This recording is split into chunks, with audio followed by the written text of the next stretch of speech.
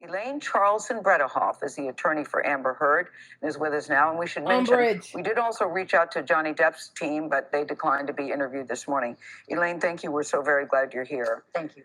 We heard Amber's reaction to the verdict yesterday. A major setback for women. No, for women Elaine. inside the courtroom and outside the courtroom. It's a major setback for scammers. Because basically what this said, Amber had an enormous amount of evidence, didn't see although it, Elaine. a lot of it was suppressed in this case as opposed to the UK. Oh, okay. But look at all the women who have no evidence. No, girl. All these women who suffer from domestic violence, domestic abuse, they don't have evidence. And basically what this jury said is unless you pull out your cell phone and you tape record your spouse beating you, you're out of luck. But Elaine, I think it was bigger than that because you have the evidence, as you say, but they did not believe her. We did not believe her. Why do you think they did not believe her? A lot of that was that it was Johnny Depp. No, girl. I think the celebrity status. No, girl. But she's a celebrity too. We don't care about Johnny Depp like that, girl. But she's a celebrity too. Right. But you have to remember, it's a tale of two trials. All the evidence came in the UK. Girl, that's Mr. a completely Depp different system. The burden of proof was on the son in the UK because they had called him a wife beater and talked about the domestic violence. Elaine. He had his opportunity to tell the truth then. There was no jury. And a 3-week trial, he lost. The judge found 12 acts of domestic violence, including sexual violence. And that came out November 2, 2020. We weren't allowed to tell the jury that. Well, it's a different system, and the judge, it wasn't a jury, it was a judge. The judge was substantially true. And that is significant, and I think surprised a lot of legal analysts. But, in this case, the jury not only didn't believe Amber Heard, but in ruling that she acted with actual malice, that means she had the intent to cause harm, right? That's a pretty high standard to have proven. And it's pretty amazing since the op-ed never even mentioned Mr. Depp. Girl, who else was she talking about? What they learned from the UK case is to demonize Amber, which are you is still what they talking did, about the UK case? As much of the evidence that came in the UK and did not come in the United States. But the other problem is we had cameras in the courtroom. So here we had, not only did we have a group of Depp fans that were there every day, 100 were allowed in. They lined up at 1 o'clock in the morning for their wristbands to be in that courtroom. But we had everything on camera, and we had tremendous social media that was very, very, very much against Amber. It was pointed out that was the first time that a victim of sexual abuse had to testify on live television. And I fought hard and lost that battle. That shouldn't have happened. That should not have happened. So I am a former NFL player. Okay. And after a hard loss, it's easy to wake up and point to the other side. Take your L. Oftentimes, I realized the better thing to do was to look in the mirror. What mistakes did I make as a player? What mistakes did our coaching staff make? And then how can we improve from there? Do you feel like you guys made any mistakes along the way? Do you feel like Amber made a mistake while she was on the stand? Because you're saying it's the celebrity, it's Johnny, it's the people who support him. But what about you and your team? Well, and that's an excellent question. And to say, and Amber even said on the stand, I am not perfect. I am a human being. These people were giving her death threats. They threatened to. What about you, Elaine, as an attorney? This is the kind of social media she was getting. So are any of us perfect? No. Is there something else we feel we should have done? Yes, absolutely. I redo my closings 100 times afterwards, whether I win or lose. That's part of being a good lawyer, a good trial lawyer is there's always something. But I think that there were a lot of influences here that were beyond our control. I think the social media, it was like a Roman Colosseum. Is the best way to describe the atmosphere here.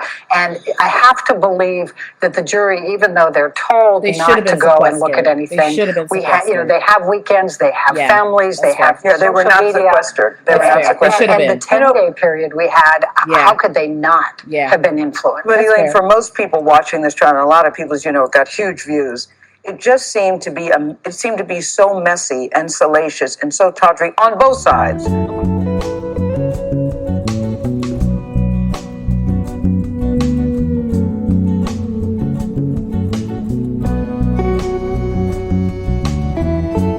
Welcome back to the Magic Hours. I am Zoe Flowers, back with another episode. This one is, as you heard, about the Amber Heard trial. Now, where to begin?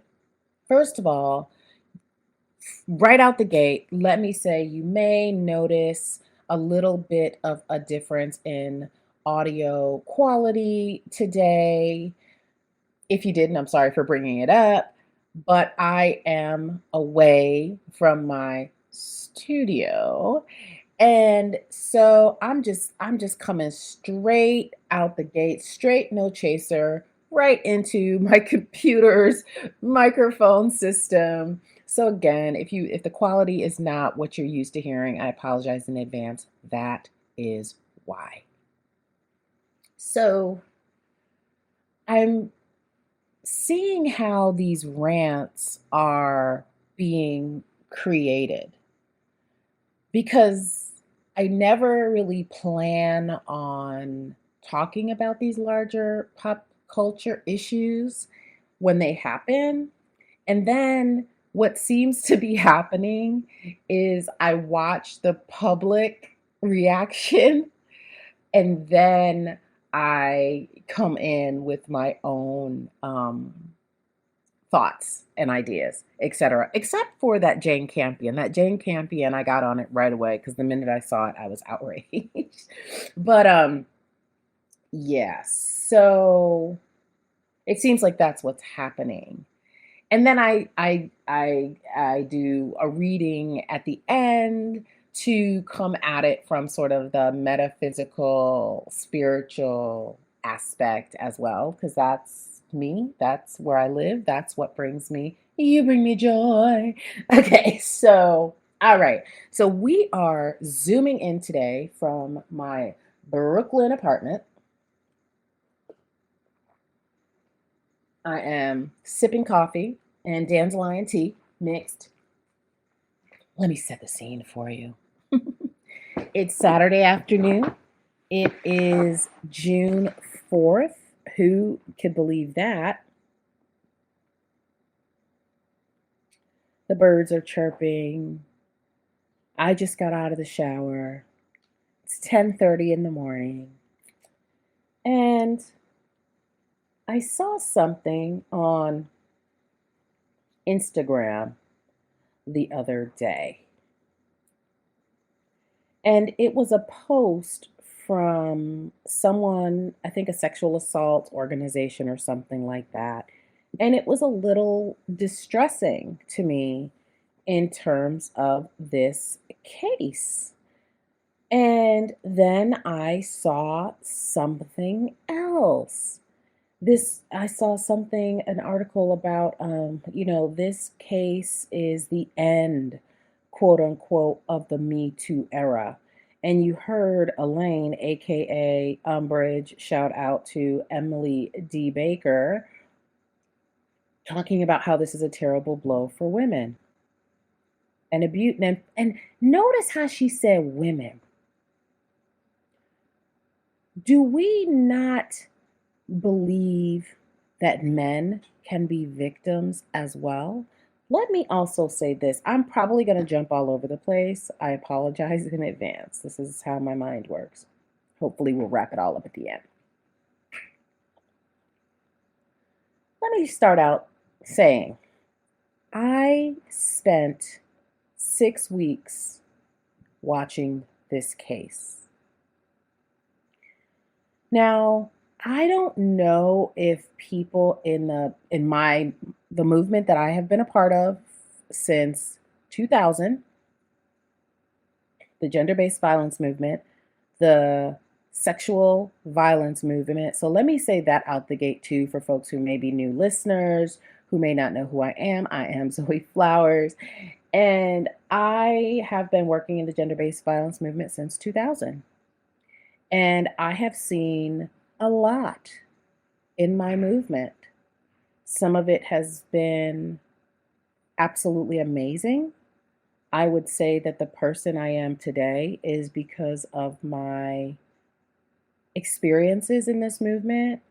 This movement broke me out of my quote unquote shyness. People who know me probably wouldn't think I'm shy, but I definitely used to be more shy when it came to public speaking and things like that. And the movement got me out of that because they they do most of us when we come into this work. They just throw you into a position, and then the next thing you know, you're doing trainings and you have to speak up and you have to advocate for yourself in different ways. And so, I mean, honestly, I thank the gender-based violence movement for bringing me in and changing my life, giving me my life. Like the movement gave me my life. Like the movement gave me my whole life. She lays the foundation before she strikes a match. No. So, but no, in all seriousness, I might strike a match though. I probably will strike a match. The people that I've met in this movement,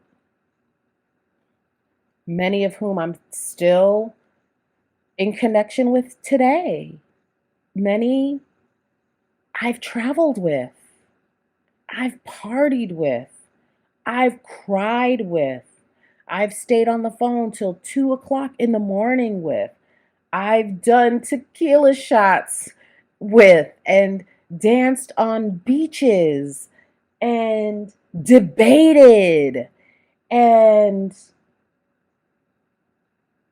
probably trauma bonded. Yes, trauma bonded with, and that's a part of this too. I believe their response, some of the people's in this movement's response to this trial.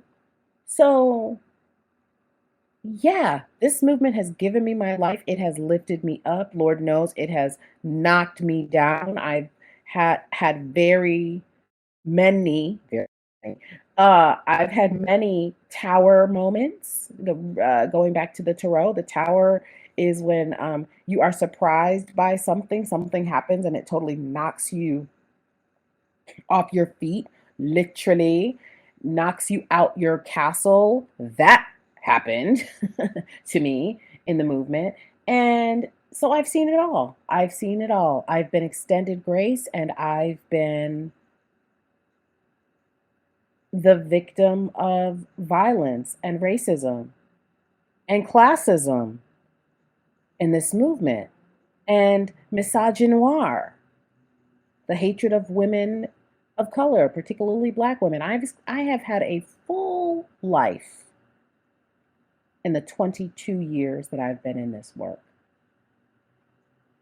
I've talked about a lot and I've kept a lot silent.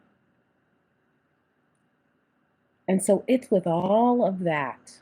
I lay out this foundation because I want you to understand how I went into this trial. Let me also say, because of my age, I'm well aware of Johnny Depp.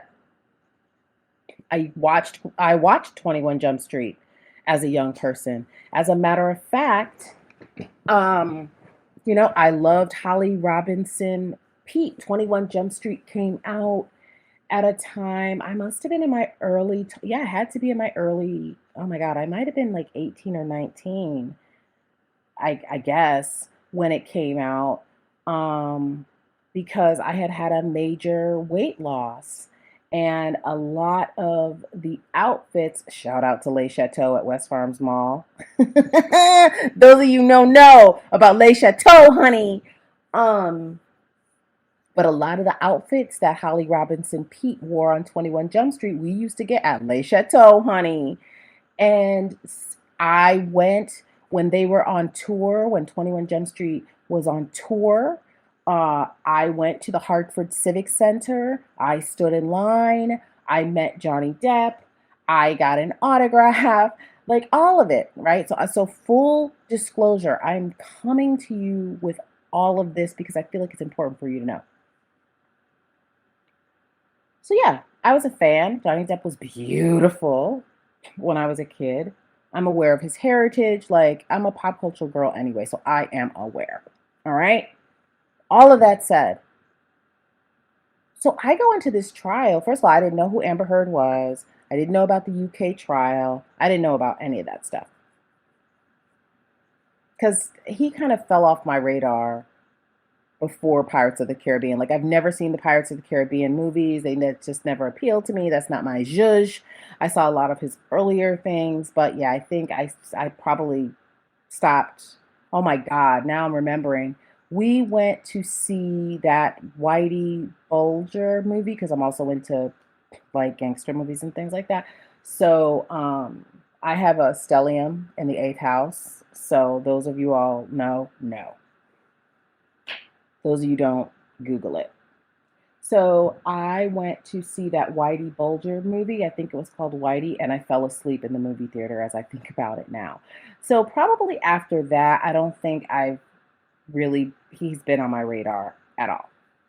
But of course, Johnny Depp exists, right? He exists in the zeitgeist. He exists in the public's, in our subconscious, those of us of a certain age, right? So anyway, I bring all that to the trial, and I'm like, yeah, he probably did that shit. You know what I'm saying? Like, and I said this on Instagram. Like, I don't put nothing past nobody, especially with my experiences and what I've seen and the women I've interviewed. Like, yeah, I don't put anything past anyone. And as a matter of fact, one of my mentors, Bethany Campbell, told me a long time ago, probably in 1998 or 1999, never say what people will do or won't do, because we don't know. We don't know. So I was like, yeah, he probably did that shit. Let me watch this trial. And, my work this year has been very spacious. This is probably the most spaciousness I've had in my 20 years. Like, this is because really, when I got into the domestic violence movement, it was pedal to the metal. I've been pushing it. I've been working. I have been traveling for 20 years. Like in 2019 alone, I went to like 3 countries. I traveled all over the United States. So again, just laying the foundation for how I arrive at this moment, how I'm arriving to this conversation. So 2020 was the first time that I really the world stopped for me as well, like many people. But then it got super busy in May, because I started doing a lot of healing work and tarot readings and things like that. And then my work, there was a point where I was like, shit, I thought this was people are slowing down, baking bread. I'm working my ass off from the middle of May to last year. So last November, I said, you know what, I gotta fucking stop. Like, my body just was like, girl, you gotta stop. So I'm blessed enough to be able to take 3 months off. So I took off, really 4. And then that kind of just slowed everything down, right? Me taking that time off in November just kind of slowed everything down for me. So I found myself having time to actually watch this trial. And I watched the trial every single day. Okay? When I was going out doing errands, I was listening to it and things like that. I was fully engaged in this trial. Now, let me not say every single day, because I think there was a couple of days in there where there were a couple of afternoons where I had some work calls. And so I had to, but I would wake up 10 o'clock, 9 o'clock, watch the trial, and then I have a call, so I have to stop. And then I would go back and rewatch it on YouTube. So I feel very grounded, in my opinion, of this trial. Okay? So again, unlike those Johnny Depp people that Umbridge was talking about, who stood in line 1 o'clock in the morning, whatever, get a wristband like it's a concert, whatever. Okay, y'all, okay. No, that wasn't me. I'm watching it because I'm a pop culture girl. I'm nosy. And I thought he probably did. I was like, damn, Johnny Depp out here abusing people? Like, what the fuck? So I watched it, and I was biased because of the numbers. It's not outside the realm of possibility that what this woman was saying was true. So I'm listening to his testimony, again, being very clear that this is an actor. Okay? That cannot be overstated. So I'm watching. Okay, I'm like, all right, fine. Okay, cool. He seems believable, but again, it's literally his job to, make us believe him. And so I watched it. Then I started to watch all of the witnesses. And that's when again, his testimony, his opening testimony didn't move me to chorus because again, he is an actor. But when his different witnesses started coming to trial, then I started to be like, oh, all right, well, shit, maybe this isn't what it looks like. And what I came to was like, okay, he sounds extremely toxic, extremely like the text he wrote about her and the names he called her and all those things. I'm like, okay, so clearly this is a very toxic, unhealthy relationship. And perhaps there was some mutual violence. I've said that to people, like friends, like perhaps there was something that happened, okay? And then again, as his people were testifying, I'm like, okay, they sound credible and he could be paying them, right? Like this is always was in my mind. Let me tell you when the penny turned. The penny turned for me, and probably many of us who are not rabid Johnny Depp fans or stans, when Amber Heard took the stand. Well, I should say took the trial and threw it in the toilet. Because the other piece of it was I was watching the trial on Emily D. Baker's channel, who is an attorney. And I've been watching Emily D. Baker since, this is June. So maybe in February or January, maybe, again, because I haven't been working. I was on sabbatical. I was renovating my mother's house. So I had time. This is like the first time that I've had time, honey, to be like, what's really going on out here? Like, what's going on in YouTube? What's going on with all of this stuff out here? And so, I watched it every day and was listening to her commentary as an attorney as well. Like many of us, like her channel grew like so much during this trial. And like I said, I've been watching her for a while because I really do like the way she breaks things down. So when Amber Heard took that trial into the toilet, baby, let me tell you something. This is what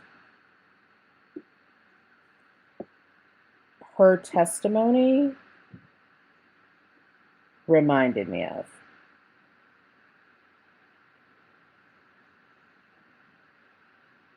In August 1955, Carol Bryant claimed that 14-year-old Emmett Till sexually harassed her, which led to his horrific, trigger warning, horrific lynching days later. But more than 60 years later, she finally admitted her accusation was a lie. On August 28th, a 14-year-old African-American named Emmett Till was kidnapped from his relative's home in Mississippi by two adult white men who brutally beat him to death. His badly disfigured body was found in the Tallahatchie River 3 days later. Rob Bryant and his half-brother J.W. Millam were charged with Till's murder. Following the highly publicized case, it was later revealed that they had killed the young boy after Bryant's wife, Carol Bryant, accused Till of physically grabbing her and making lewd comments. 62 years after Till's murder, a researcher who interviewed Bryant wrote that she had confessed to lying. This is what Amber Heard's performance on that stand was giving. Her performance was giving very much Carol Bryant, very much Maya Ponsetto, the girl who accused the black boy of stealing her cell phone, very much the woman who called the police on the black man in Central Park who was bird watching, very much the woman who called the police on the people of color that was in the park in San Francisco, very much that. Why do I say that? Because in this trial, I heard this woman describe horrific abuse. One particular incident, which I'm not going to repeat because it's not even 11 o'clock in the morning yet. The birds are still chirping. It's nice outside. I got on a cute wrap skirt. I'm still drinking my dandelion tea, etc. And so I don't want to get all into that, even though I did just talk about Emmett Till, but still. Oh, I just made a rhyme.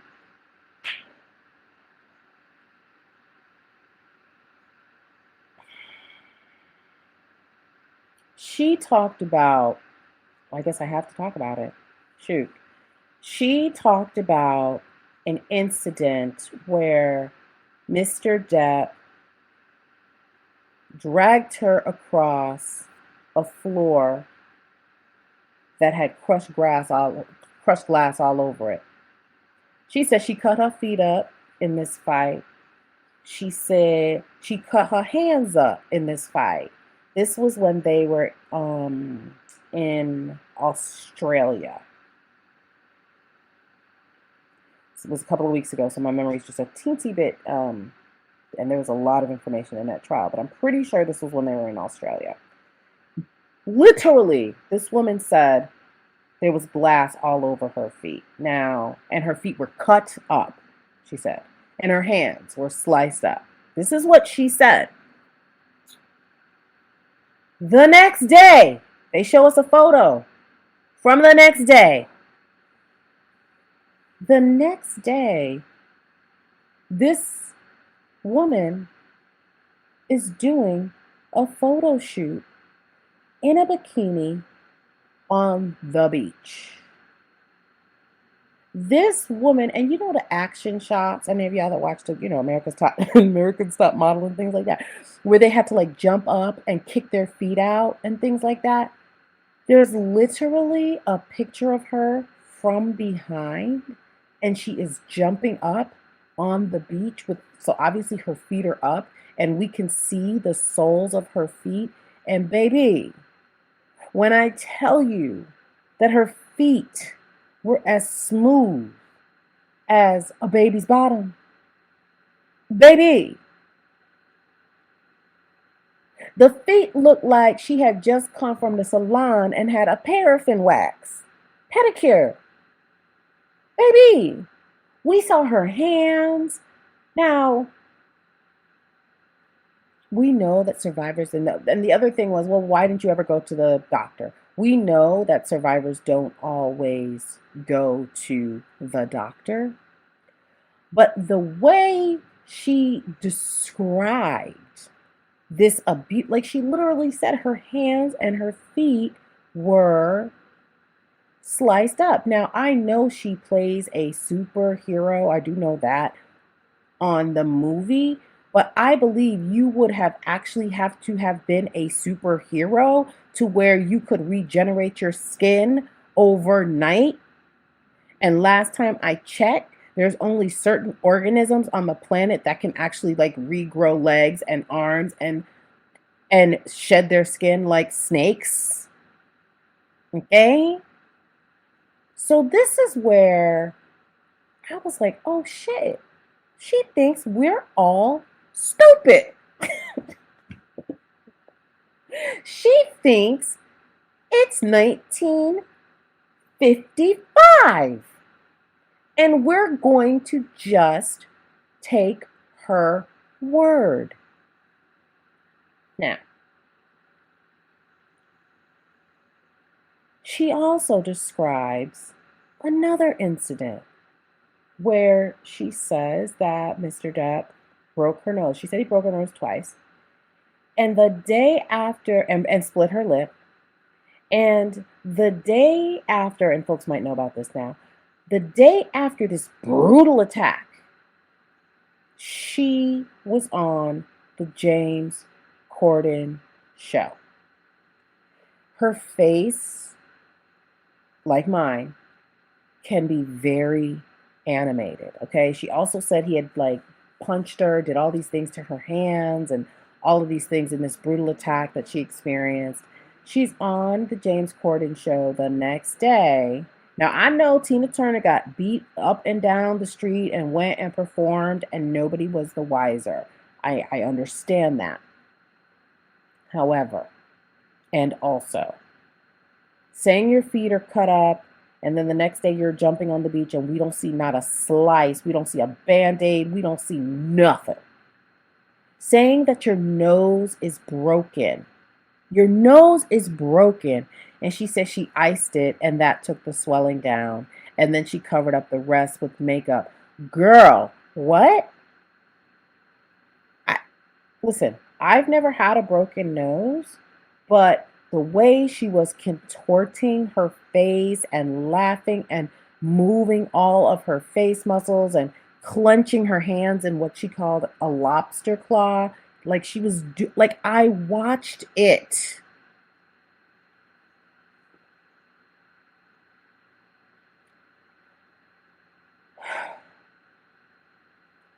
Then she said when she took out the restraining order on his daughter's birthday. So the way he relays it, and of course, again, he's an actor. Like, we already know he's toxic. We already know that he probably lied on the stand, too. But what got me was, so his mother passed away. And I think that, yeah, this was right after she pooped on his bed. So she pooped on the bed. His mother passed away. This was all like in very quick succession. And he said that, the death of a parent, it can wake you up, you know what I mean? And so he called her and he was like, yo, this ain't working, it's over. And he was going on tour out of the country.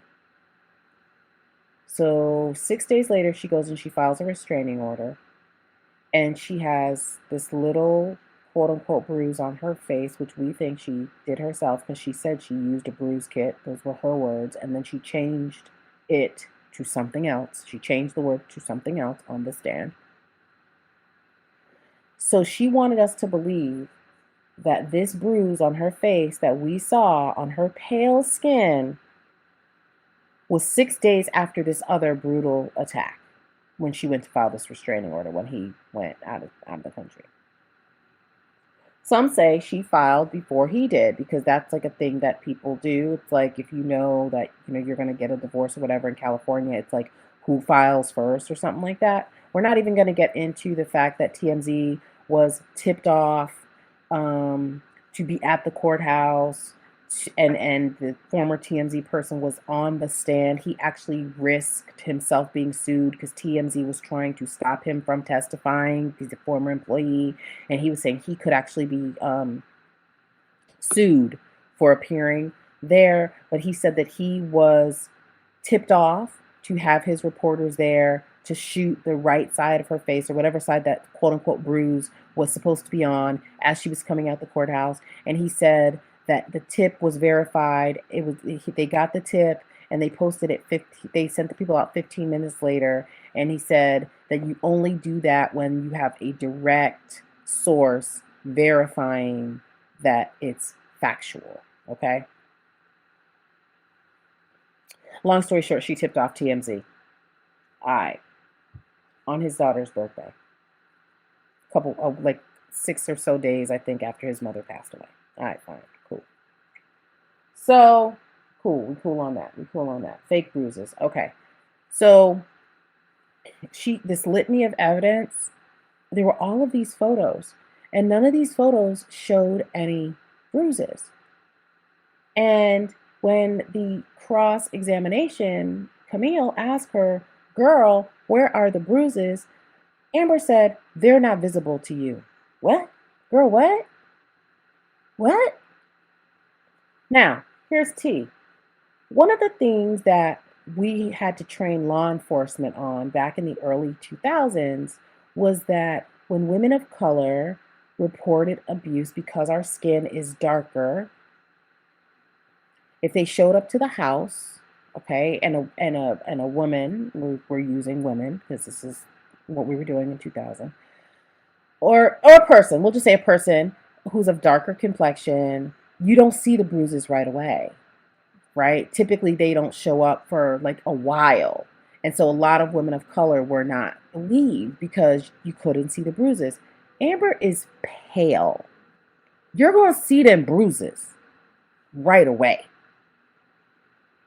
So she literally would show us these photos that were supposed to happen, that she supposedly took right after these incidences, and there's no bruises. The evidence that was presented did not match what she was saying. The pictures that she showed did not match her testimony. Period. For many of us.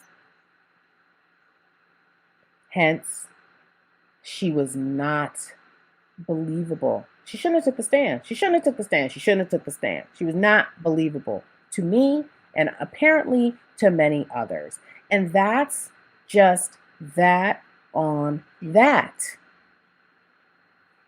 Then we get to the tapes.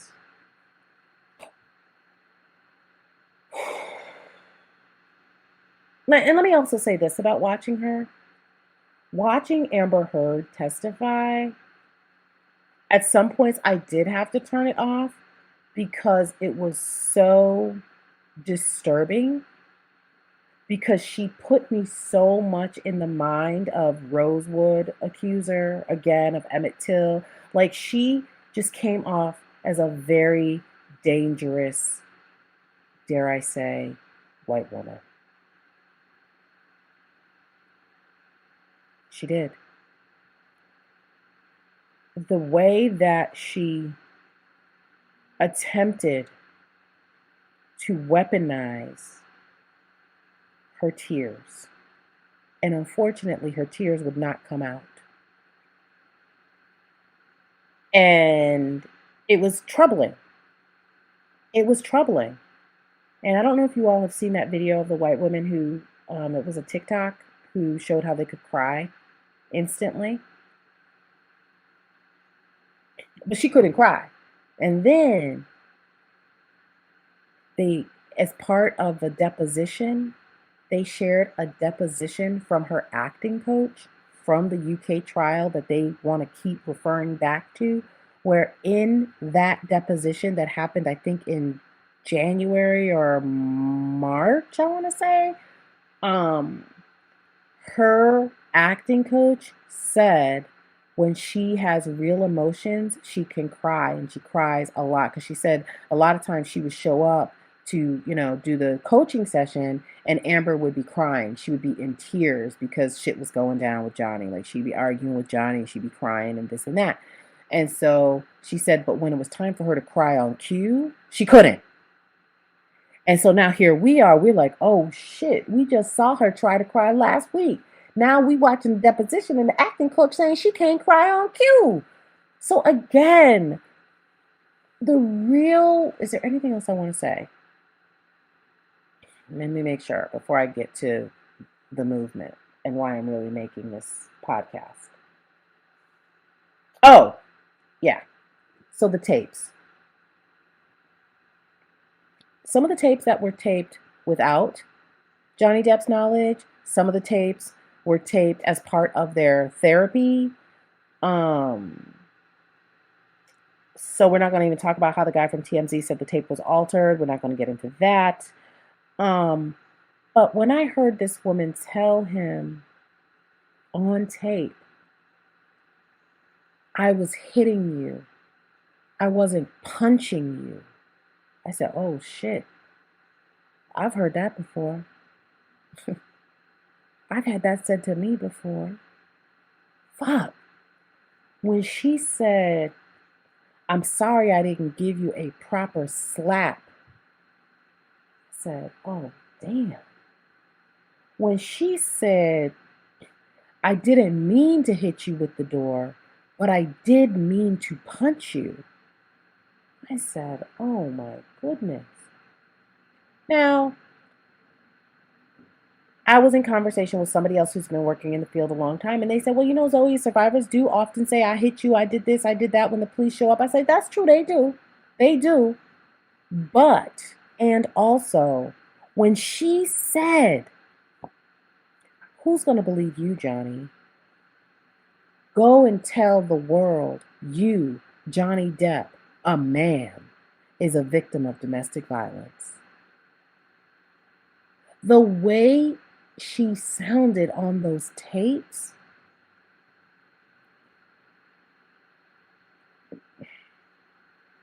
on Memorial Day weekend, I was going to my cousin's house with my mom. And again, this was last Sunday, okay? So closing arguments, everything were Friday. I was playing the closing arguments in the car. My 82-year-old mother was listening to those tapes. And she said, wow, this girl has problems.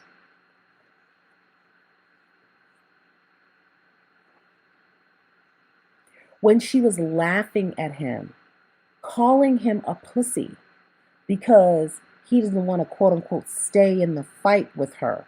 When she would try to get away from him, he would try to get away from her. And he was like, I'm trying to get away from you because you have a problem getting violent. And then she says, oh, you're the bigger person. That's right. Because you're running away. Run away like a little boy. Run away, run away. It doesn't sound good. It does not sound good. Those tapes did not do anything for their case. So, then we learn from a rebuttal witness, somebody who stepped in when she was physically assaulting her then wife at the airport, ripped the chain off her wife's neck, and was arrested for domestic violence herself.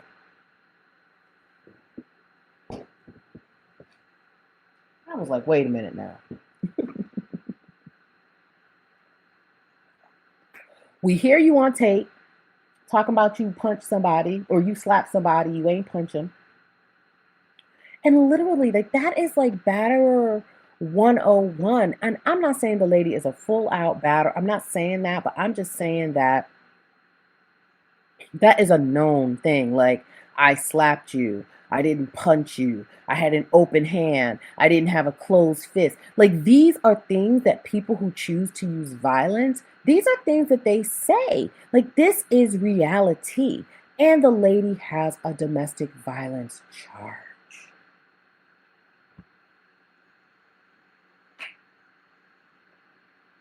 The woman who broke up the altercation at the airport, she was working at the airport, so we don't know if she was the airport, if she, because she was in, I think she said she was in baggage claim, I think. And so I don't know if she did not identify herself as a police officer. So I don't know if she just worked at the airport. I mean, she did work at the airport. She said she was working at the airport, but I don't know if she was airport security, is what I mean to say. But she broke up the fight. She went over there and she was like, you know, is everything okay? Like, she did one of those numbers. And she said Amber was like slurring her words and had alcohol on her breath. And ripped necklace off her partner. And it left a mark. But you get a necklace ripped off your neck, off your partner gets a necklace ripped off her neck. And it immediately leaves a mark. You, my girl, get your nose broken and you show up on James Corden the next day and we don't see nothing. Okay, queen. Why am I making this podcast? I'm making this podcast because I'm concerned that, given all of that evidence, there are people in this movement, in the gender-based violence movement, who are saying that this is a strike for women. This is an attack on the Me Too movement. And my question is, did we watch the same trial? Did you all even watch the trial? Oh my God, this is my friend Monica. So when I see these blanket statements, like this is a setback for women, and now women aren't going to be believed, and now you can defame people and not name them and lose, because again, this was about defamation. And they both defamed each other, which I believe. I believe that the jury was correct. I wouldn't have given him any money. I don't feel like, but I guess they gave it to him for lawyers' fees. If I was on the jury, I wouldn't have given him any money. Period. I'm sorry. He's like a millionaire. I understand they said he has financial troubles and this, that, and the other, but 2 movies, he'd be straight again. Okay, let's be honest. So I wouldn't have given him a dime. They did. Whatever. That's whatever. So they both defamed each other. I agree. They both defamed each other. This was a defamation lawsuit. This woman, so here's the other piece that really, the way she was instantly believed, and brought to the top of the Me Too movement. I cannot discount her conventional beauty. Blonde hair, blue-eyed lady who was wealthy, who has access. The way she was able to give a New York Times interview, when we have real survivors of the other piece of it to me is people in this domestic violence movement or this gender-based violence movement or this sexual assault movement, y'all are we're more traumatized by Will Smith slapping Chris Rock than the Buffalo shootings. They ain't said a word about that. So it always comes back to the hypocrisy for me. I guess because I'm a Libra. It always comes back to, let's be consistent with our inconsistencies. Let's be consistent in our hypocrisy. Obviously, I'm being facetious, but I'm just saying, we have real ass. Let's look at Marissa Alexander for a minute. Marissa Alexander, who was protecting herself, who shot a gun in the air because she was being assaulted by her partner. She didn't even shoot the gun at her partner. Okay? And she was hauled off to jail and left in jail. And this movement said nothing for years. Years.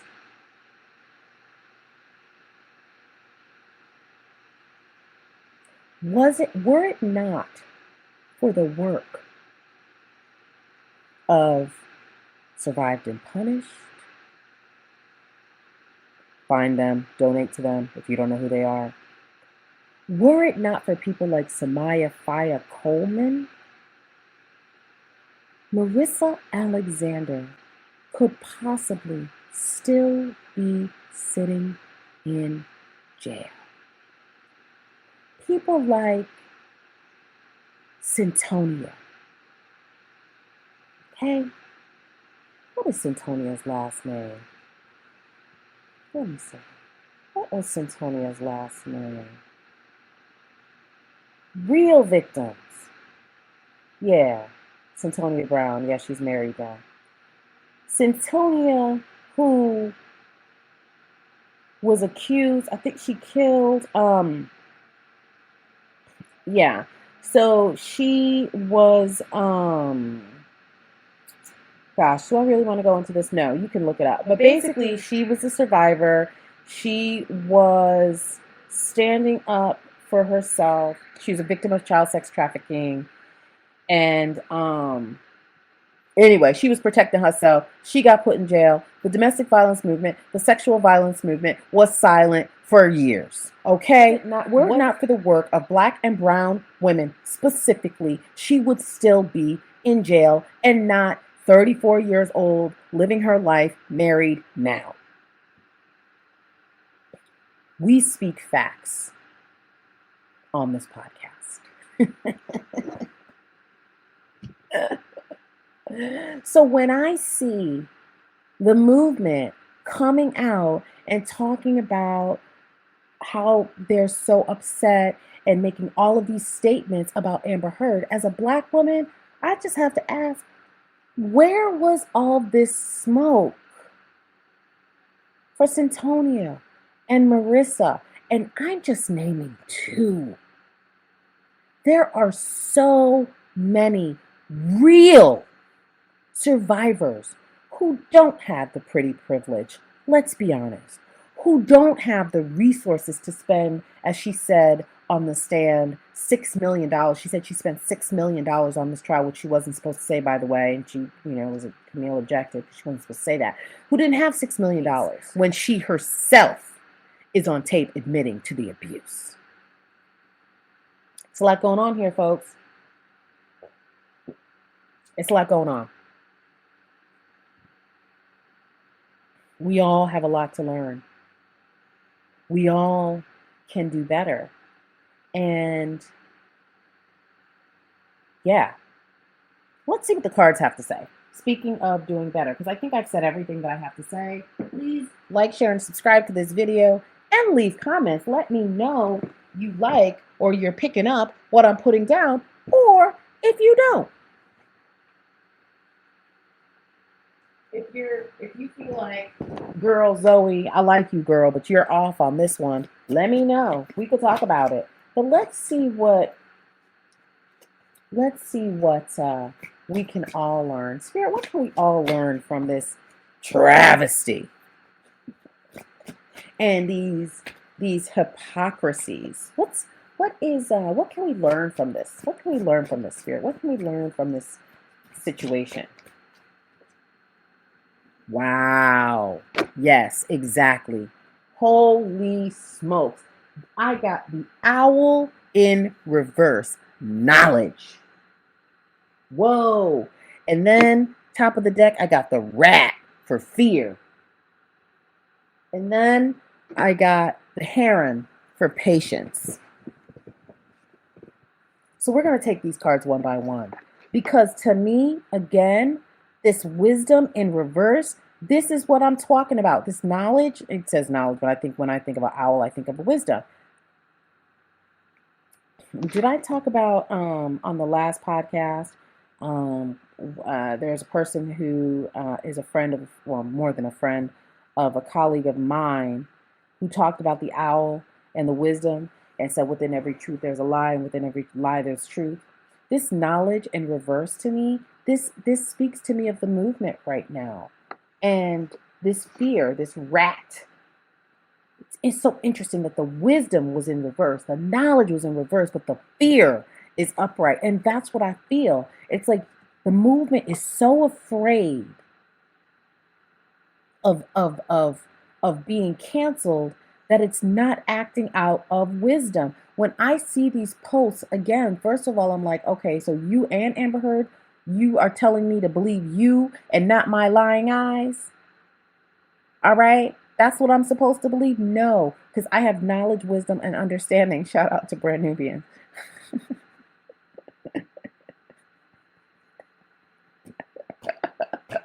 Sorry. Now, I do feel bad because Lord knows the way TikTok and social media just eviscerated this woman is horrible. Like that. Like, I can't imagine what that would feel like. But the Me Too movement can't be called into question because of Amber Heard. The Me Too movement, if it's called into question, I think what's going to mess up our integrity, quote unquote, and how we're looked at as a movement is not because Amber Heard lost. It is the way that this movement is reacting to this loss that is going to impact the integrity. Because again, you are asking, I know I'm intelligent. I don't know about everybody else, but I'm going to say, we have eyes. We can see. We're not all swayed by celebrity.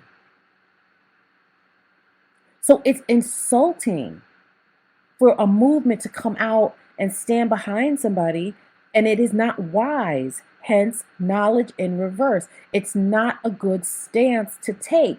Again, especially when you've got Black and brown women languishing in prisons, and you say nothing. It's not a good look. It's not a good look. And then we have this patience. So at the end of the day, I'm taking this as a message for me to be patient with this as well, to be patient with this process. This herring is standing on top of a green mound, so to speak, and I guess just looking over at things, and the fish is down at the bottom. And I guess the heron is patiently waiting for the fish to swim around so that it can catch it. And I think patience would have been, I get it. Patience would have been in order for these statements that that people in the movement are releasing as well. Because this fear to me is like, oh my God, we have to say something. Oh my God, we have to say something. We have to take a stance. We have to take a stance. And not being patient, maybe not having all the facts, maybe not having all the knowledge. Yeah. Again, especially when y'all ain't said nothing about the Buffalo hate crime. And that's on period.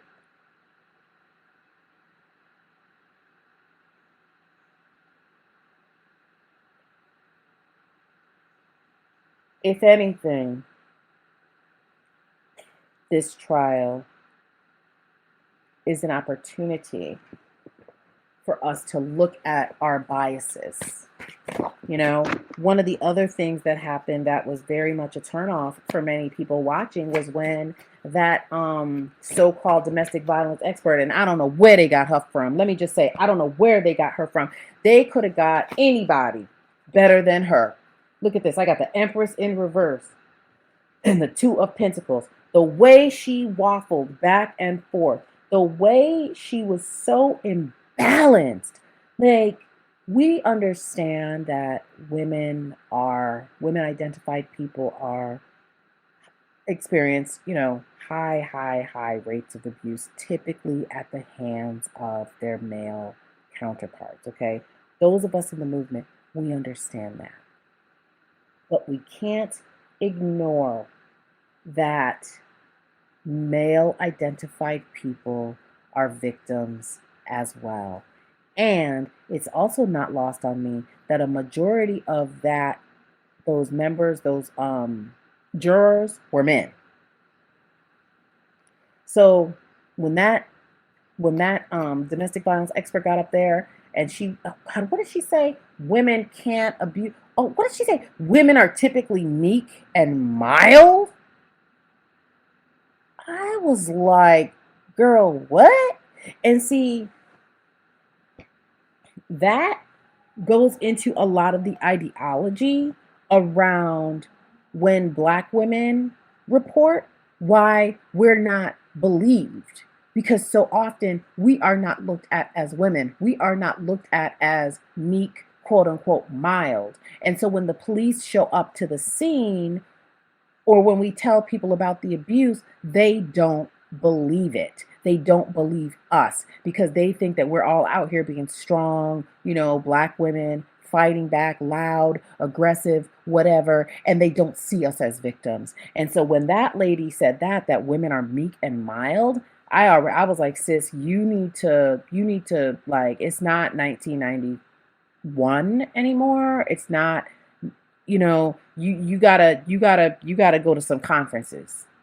You got to go to some conferences because women are out here abusing people. Look at the white woman that just killed the black man. That was his preference. That's what he wanted. He had a lot of smoke for black women, and I think he might have been abusing her. I don't think she was abusing him. I think she self-defended and she got away with it, and then she was out having martinis like the week after she killed him. But so let's stop with these narratives. I say all that to say, let's stop with all these narratives. We have the Empress in reverse and the Two of Pentacles, all right? This is what they did wrong. She went up there trying to be the Empress, and it was the Empress in reverse. She should have never testified. This Two of Pentacles, this going back and forth, this is really a time for this movement to revisit some of its stances and do better. And I have bottom of the deck, the Lovers. The Lovers is all about a choice. The Lovers is all about a choice. Do we believe male survivors or don't we? That's the question. And if we don't answer that question collectively as a movement, that is what is going to damage our integrity. Not this one case, as I've already said numerous times, of this well-resourced woman who is going to be A-okay at the end of the day. We have a choice which way we're going to go. And I hope that we choose wisely. That is all I have for you. I am Zoe Flowers, and I will talk to you soon. Bye.